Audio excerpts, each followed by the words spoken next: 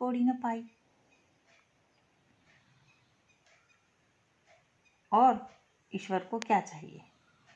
जीवन की इस अवस्था पर आकर उनको इस बात का एहसास होता है कि ईश्वर को आपके सद्कर्म चाहिए। यानी अपने सद्कर्मों से इंसान इस दुनिया के भवसागर के पार हो सकता है। और यह बात कब समझ में आई कवित्री को? जब वे जीवन के अंतिम पड़ाव पर है और उन्होंने अपनी जेब टटोली,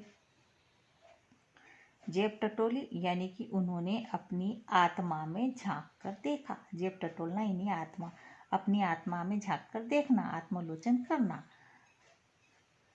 तो उन्होंने अपनी जेब टटोली, यानी उन्होंने अपनी आत्मा में झांक कर देखा, आत्मालोचन किया कि मैंने क्या किया, मेरे अच्छे सत्कर्म कहाँ हैं? तो कौड़ी न पाई। उन्हें ऐसा कुछ भी न मिला जो वे ईश्वर को उत्तराई के रूप में दे सके। इस भवसागर पार कराने के ईश्वर को सत्कर्म चाहिए। आपके सत्कर्मों से ही इस दुनिया के भवसागर से पार लग सकते हो। तो यही कवित्री कह रही है कि वे जीवन के अंतिम समय अपना लेखा जोखा देख रही हैं, तो उसमें वे पा रही हैं कि वे बहुत गरीब हैं, दरिद्र हैं। उन्होंने जीवन में कोई सफलता नहीं पाई, कोई पुण्य कार्य नहीं किया। और अब जब इस बात का एहसास हुआ तो उनके पास इतना समय नहीं बचा कि वे अपनी गलती को सुधारे, और अब उनके पास पछतावे के अलावा और कुछ बाकी नहीं है। तो इस तरीके से ये तीसरा वाक्य भी पूरा हुआ। अब अंतिम यानी कि चौथा वाक्य पढ़ेंगे। बहुत ही आसान है चौथा वाक्य।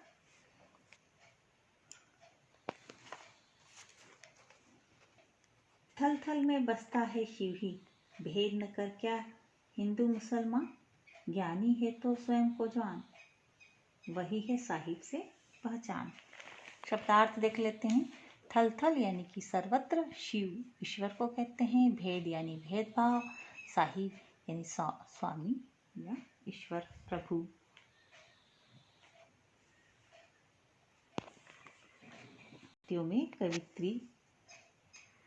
इन पंक्तियों में कवित्री ने कहा है कि ईश्वर तो कण कण में फैला है। थल थल में बसता है शिव, थल थल यानी कण कण, सर्वत्र शिव ईश्वर को कहा गया है।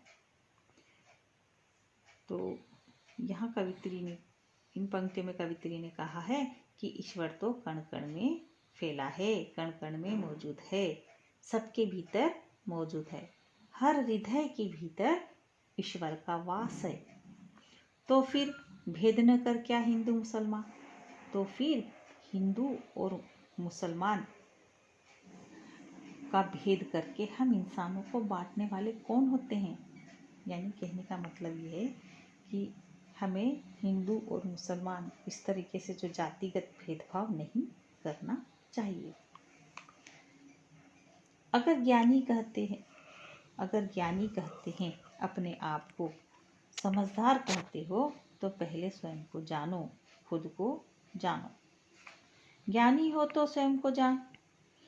अगर मनुष्य खुद को ज्ञानी कहता है तो पहले अपने भीतर बसे ईश्वर को पहचान, और जब वह अपने भीतर झांक कर अपने आप को जान लेगा, तब उसकी ईश्वर से मुलाकात हो सकेगी।